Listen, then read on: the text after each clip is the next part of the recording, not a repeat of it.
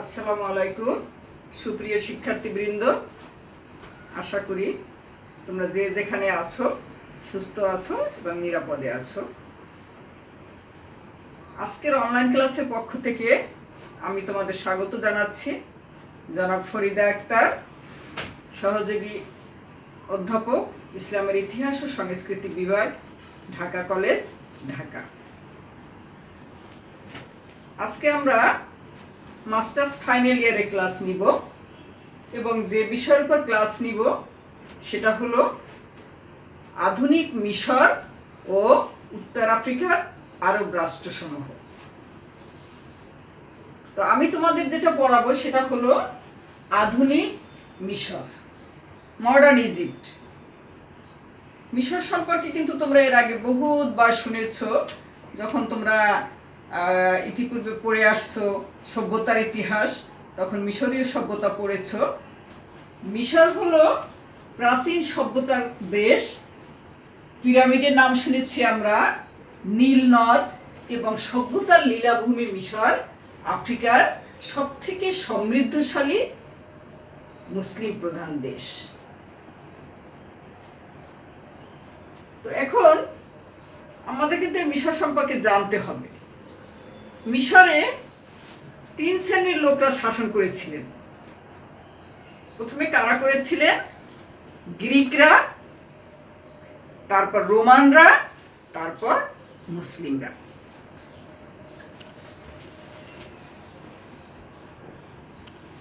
তো এই 3 শ্রেণীর শাসকের পরে আমরা আরেক শ্রেণীর শাসক যাদেরকে দেখেছি, তারা কারা? তারা হলো ফরাসিরা। ফরাসি সেনাপতি নেপোলিয়নের নাম তোমরা প্রত্যেকেই জানো। নেপোলিয়ন 1798 খ্রিস্টাব্দে এই মিশর বিজয় করেন। যখন মিশর বিজয় করেন তখন আমরা দেখি যে মিশরে ফরাসি সভ্যতার সংস্পর্শে চলে আসে মিশর। ফরাসি সভ্যতার যে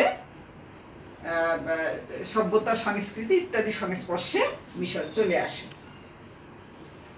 মিশরে কিন্তু আমরা 3টে জিনিসের কথা বলেছি: পিরামিড, নীল নদ এবং ফারাও। কথাটা শুনেছো তো তোমরা? নিশ্চয়ই শুনেছো।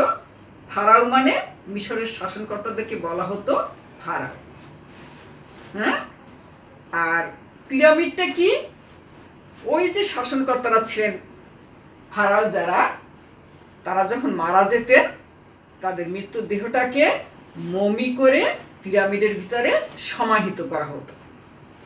তো এটা আধুনিক যুগেও যে প্রাচীনকালে যে সপ্ত আশ্চর্য ছিল, সেই সপ্ত আশ্চর্যের একটা আজও পিরামিড, মিশরের পিরামিড আমাদের সামনে মূর্ত প্রতীক হিসাবে আছে। মিশর সব দিকে সমৃদ্ধশালী। তোমরা আল আজহার বিশ্ববিদ্যালয়ের নাম শুনেছ। এটা একটা পৃথিবীর ইতিহাসে বিখ্যাত শিক্ষা প্রতিষ্ঠান, একটা বিশ্ববিদ্যালয়। নীল নদের নাম শুনেছ, যে নীল নদ কি হলো? নীল নদকে আবার নীল নদ এর উৎপত্তি স্থল কোথায়? ইথিওপিয়া। ইথিওপিয়া কিন্তু আফ্রিকার আর একটা দেশের নাম। নীল নদের 2টা নদীর সমন্বয়ে গঠিত হয়েছে নীল নদ। এখন এই নদীর 2টা কি? একটা হলো ব্লু নীল আর একটা হলো হোয়াইট নীল। এই 2টা মিলিত হয়ে নীল নদের সৃষ্টি হয়েছে। মিশরকে কিন্তু নীল নদের দান বলা হয়। কেন বলা হয় বলো তো? কারণ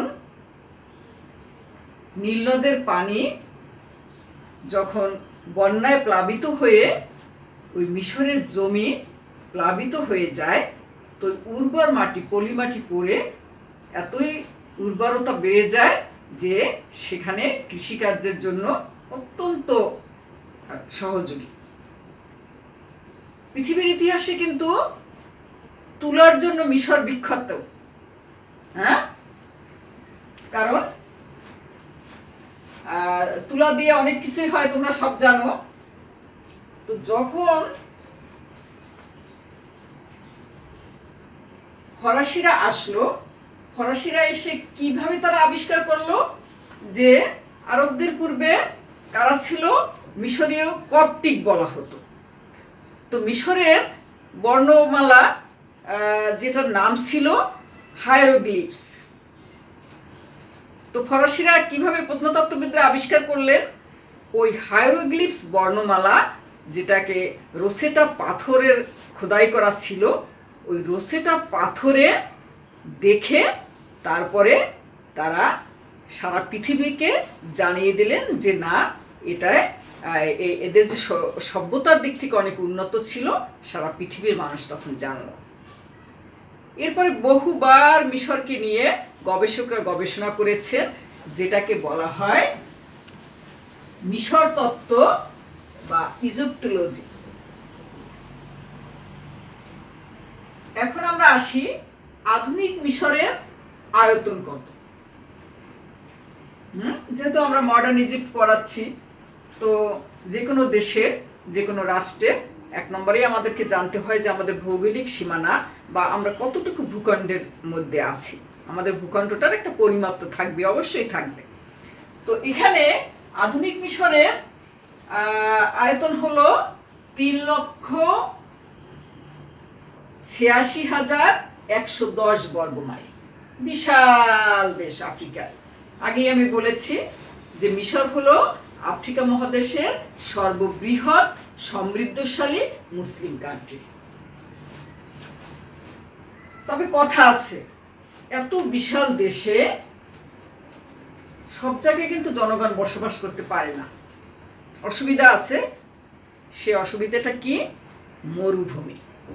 মরুভূমি হলো, মরুভূমিতে মানুষ বাস করতে পারে না, যার জন্য এত বিশাল দেশ হওয়া সত্ত্বেও বসবাসের জন্য মাত্র 13,578 বর্গ কিলোমিটার জায়গা আছে। বাকি জায়গা বসবাসের উপযোগী না, মরুভূমি। আর লোক সংখ্যা, এই বিশাল দেশের লোক সংখ্যার কথা শুনলে তোমরা একটু আশ্চর্য হবে, যেহেতু আমাদের ছোট্ট একটা ভূখণ্ড, অধিক জনসংখ্যা। হ্যাঁ, আমাদের কিন্তু 1/3 ওরা, আমাদের কি আর প্রায় 18 কোটি, তাই না? ওই আমরা ঠিক 16 কোটি বলি, কিন্তু প্রায় 18 কোটিতে আমরা পৌঁছে গিয়েছি। তো ওদের প্রায় 6 কোটি। তাহলে কি হলো? আমাদের 1/3। তাহলে আমরা এখন আধুনিক মিশরের আয়তনটা জেনে নিলাম, 3,86,110 বর্গমাইল। এবং এই বিশাল দেশে মানুষ বাস করতে পারে কতটুকু জায়গায়? 13,578 বর্গমাইলে। জনসংখ্যাও জেনেছি প্রায় 6 কোটি। আর মিশরের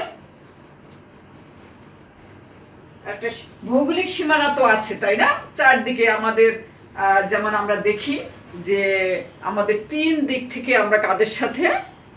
ভারতের সাথে, মায়ানমারের সাথে জড়িত, এবং একদিকে আমাদের বঙ্গোপসাগর। এরকম প্রত্যেকটা দেশের একটা ভৌগোলিক সীমানা থাকে। তো মিশরে আমরা কি পেয়েছি?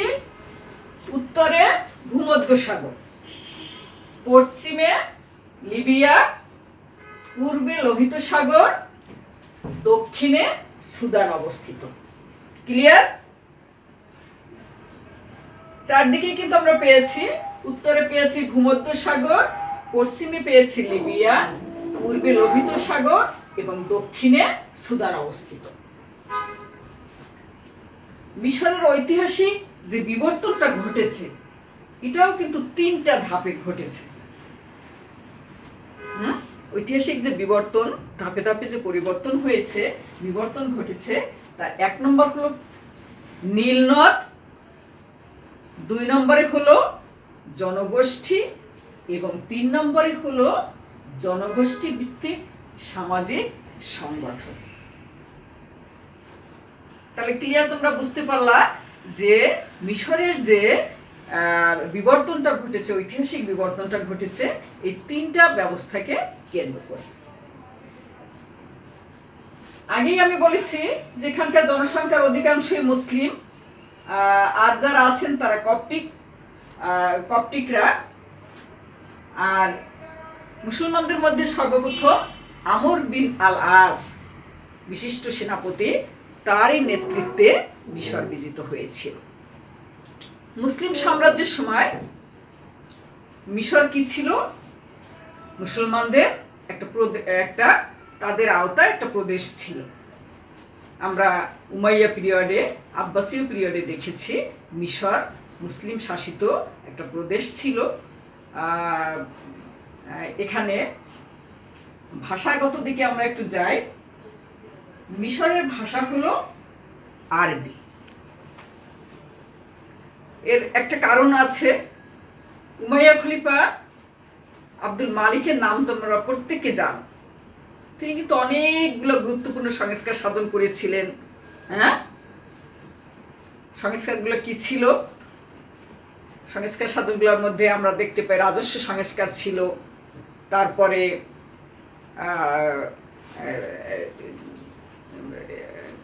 ডাক বিভাগের সংস্কার ছিল, তারপরে ভাষার সংস্কার ছিল, আরবি ভাষা জাতীয়করণ ছিল, আর সব থেকে যে গুরুত্বপূর্ণ যেটা ছিল সেটা ছিল নিজস্ব মুদ্রা তৈরি। এখন ম্যাডাম এটা আবার কি জিনিস? যে তাহলে কি মুসলিম সাম্রাজ্যে কোনো নিজস্ব মুদ্রা ছিল না? হ্যাঁ, আসলেই ছিল না। আমরা মহানবী যখন ইসলামী রাষ্ট্র তৈরি করলেন তখন থেকে আমরা দেখি যে মুসলমানরা বহির্দেশের মুদ্রা ব্যবহার করতেন। তো সর্বপ্রথম কে নিজস্ব মুদ্রা করলেন মুসলিমদের? খলিফা আব্দুল মালিক, উমাইয়া খলিফা। তিনি কিন্তু 3 ধরনের মুদ্রা তৈরি করেছিলেন।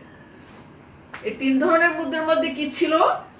যেটা স্বর্ণ মুদ্রা ছিল সেটাকে বলা হতো দিনার, রৌপ্য মুদ্রাকে বলা হতো দিরহাম, এবং তাম্র মুদ্রাকে বলা হতো ফালস। ক্লিয়ার? তোমরা বুঝতে পেরেছো তো, তাই না? আসলে তোমরা সাথে না থাকলে, তোমরা কাছে না থাকলে ক্লাসটা তো কতটা ফ্রুটফুল হয় সেটা তো তোমরা নিজেরাই বুঝতে পারো। হ্যাঁ, যেখানে তোমাদের প্রশ্ন করার সুযোগ নেই সেখানে তো আমরা এককভাবে কি আর বলতে পারি। তারপরেও এখন আমরা দেখি যে এখানে প্রধান নগরী কি ছিল। আগেই বলেছি মিশরের রাজধানী কোথায়? কায়রো। কায়রো এবং আলেকজান্দ্রিয়া ছিল মিশরের বিখ্যাত 2টা নগরী। আমরা ব্যবসা বাণিজ্য, শিল্প, কলকারখানা, সংস্কৃতি ইত্যাদির যত বিকাশ ঘটেছে এই 2টা শহরকে কেন্দ্র করে।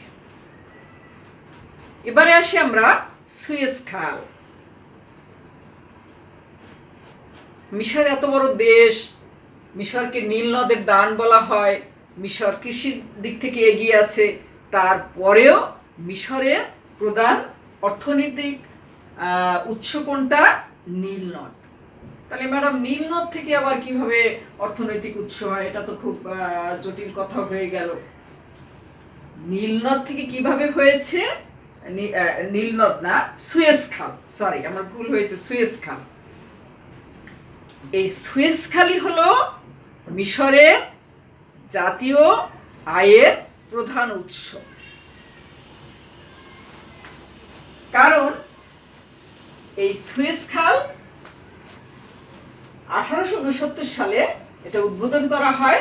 এই সুয়েজ খাল উদ্বোধন করেন ফরাসি সম্রাজ্ঞী ইউজিন, ওনার নেতৃত্বে উদ্বোধন করা হয়। আর সুয়েজ খাল ভূমধ্য সাগর ও লোহিত সাগরকে সংযুক্ত করেছে। একটা খালের মাধ্যমে 2টা সাগরকে সংযুক্ত করে কি হলো? পৃথিবীর দূরত্ব কমিয়ে আনা হয়েছে। বর্তমানে আমরা দেখি কি আকাশপথে যোগাযোগ আছে, জলপথে যোগাযোগ আছে, হ্যাঁ, স্থলপথে যোগাযোগ আছে। তৎকালীন সময় তো একমাত্র যোগাযোগ বলতে যেটা বুঝতাম আমরা ব্যবসা বাণিজ্যের ক্ষেত্রে, এক দেশ থেকে আর এক দেশে, সেটা কি হতো, সেটার একমাত্র মাধ্যম ছিল জলপথ। তো এই সুয়েজ খালকে কেন্দ্র করে আমরা দেখেছি পরবর্তীতে যে এই সুয়েজ খালকে কেন্দ্র করে ইঙ্গ মানে ইংরেজ এবং ফরাসি দ্বন্দ্ব লেগেছিল, কারণ তাদের মূল টার্গেট ছিল মিশরকে দখল করা। এবং মিশরের মূল আকর্ষণ যেটা ছিল সেটা ছিল সুয়েজ খাল।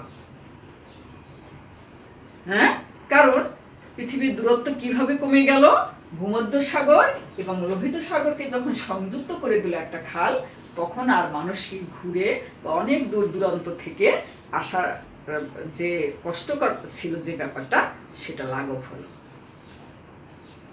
এই খালটা সংযুক্ত করার ফলে সরাসরি মানুষ ব্যবসা বাণিজ্য বলো, যা কিছু বলো, সব পথের দূরত্ব কমিয়ে দিল এবং সহজলভ্য করে দিল। এখন সুয়েজ খাল জাতীয়করণ কবে হয়? 1956 খ্রিস্টাব্দে জাতীয়করণ করেন প্রেসিডেন্ট নাসের। আমি তোমাদেরকে আজকে কিন্তু, যেহেতু আমরা মডার্ন ইজিপ্ট পড়াবো, তো মডার্ন ইজিপ্ট পড়াতে হলে ইজিপ্ট সম্পর্কে তো আসলে জানতে হবে, তাই না? ইজিপ্টে কেমন, ইজিপ্টের রাজধানী কোথায়, এর ভৌগোলিক অবস্থানটা কেমন, এর প্রধান আয়ের উৎস কী, এখানকার ভাষা কোনটা, এখানকার প্রধান জনগোষ্ঠী কী, ইত্যাদি ইত্যাদি সম্পর্কে যদি আমরা পরিচিত না হই, তবে আমরা সামনে আগাতে পারবো না। পরবর্তী ক্লাসে আমি তোমাদেরকে পড়াবো যে কি মুহাম্মদ আলী পাশা, যাকে আধুনিক মিশরের জনক বলা হয়। হ্যাঁ, মিশরের আধুনিক মিশরের জনক কাকে বলা হয়? মুহাম্মদ আলী পাশাকে। তো আমরা কিন্তু আজকে মিশর সম্পর্কে জেনেছি।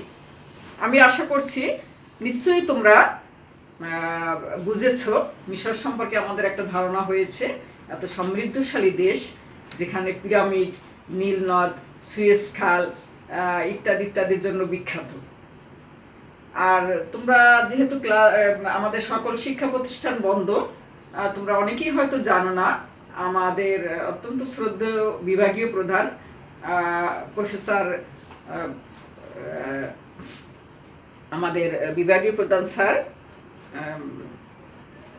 উনি অসুস্থ, উনি হসপিটালে আছেন। স্যারের জন্য তোমরা দোয়া করবা। আবু তাহের স্যার, তোমরা প্রত্যেকেই তো তাকে চেনো, উনি হসপিটালে ছিলেন, ওনার জন্য দোয়া করবা। শুধু ওনার জন্য নয়, আমাদের অত্যন্ত সুযোগ্য অধ্যক্ষ মহোদয় স্যার, যার একান্ত প্রচেষ্টায় তোমরা আজকে ক্লাসটা নিতে পারছো, ক্লাসে অংশগ্রহণ করতে পারছো। আমাদের উপাধ্যক্ষ মহোদয় এবং অনেক স্যাররা আছেন অসুস্থ, ম্যাডামরা আছেন অসুস্থ, তাদের আত্মীয় স্বজনরা আছেন অসুস্থ। প্রত্যেকের জন্য তোমরা দোয়া করবে, আর আমরাও তোমাদের জন্য দোয়া করছি। তো তোমরা সবাই ভালো থাকো, সুস্থ থাকো, স্বাস্থ্যবিধি মেনে থাকো এবং প্রত্যেকে অন্যদেরকেও একটু সচেতন করো। এটা তোমাদের উপর আমার নির্দেশ, অন্যদেরকে সুস্থ থাকার জন্য সচেতন করবে। তো আজ এখানেই শেষ করছি। আল্লাহ হাফেজ।